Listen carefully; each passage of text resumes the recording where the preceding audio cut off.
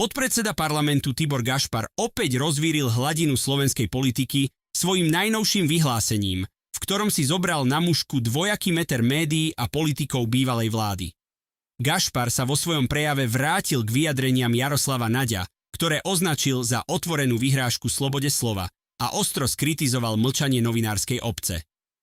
Pozrite sa, čo opäť rozpráva politik, ktorý už raz zasiahol proti tomu, aby zaznieval iný názor, začal Gašpar a pripomenul Slovákom Naďove slová adresované alternatívnym médiám. Jaroslav Naď v citovanom zázname doslova povedal, aby alternatívne médiá ešte chvíľu zdieľali svoje obsahy, pretože sa majú čoho báť. Naď dokonca ironicky vyzval redaktorov, aby pokojne vyplakávali, že ich chce zrušiť a odkázal im: áno, máte sa čoho báť. Tibor Gašpar na tieto slova reagoval s neskrývaným pohoršením. Pýta sa, kde sú teraz všetky tie ochranárske organizácie, syndikáty novinárov a redaktori z hlavných prúdov. Čoho sa bojíte? Pýta sa Gašpar novinárov sediacich v miestnosti.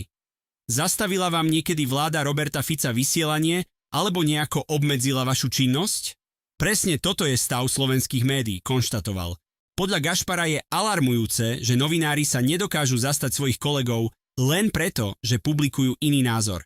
Namiesto kritiky politikov, ktorí sa otvorene vyhrážajú rušením médií, ich podľa neho médiá hlavného prúdu ešte velebia. Gašpar zdôraznil, že zatiaľ čo na každé ostrejšie slovo súčasnej vlády smerom k novinárom reagujú médiá okamžite a citlivo, pri Naďových vyhrážkach zostalo ticho. Nula, žiadna reakcia. Gašpar však zašiel ešte ďalej. Jaroslava Naďa ironicky nazval adeptom na roľníka a varoval pred jeho skutočnými úmyslami. Podľa neho nejde Naďovi o boj proti korupcii či organizovanému zločinu. Gašpar tvrdí, že Naď chce v skutočnosti reinkarnovať ľudí podobných Čurilovcom, ktorí budú opäť viesť politické procesy na priamu objednávku. Toto sú len opäť súčasti jeho vyhrážok, uzavrel Gašpar svoje vystúpenie. Poukázal na to, že ak sa spoločnosť a médiá nezastanú plurality názorov dnes, môžu čeliť návratu praktik, ktoré podľa neho nemajú v demokratickom štáte miesto. Celý konflikt tak opäť otvára otázku, kde končí politický boj a kde začína skutočné ohrozovanie slobody tlače na Slovensku v roku 2026.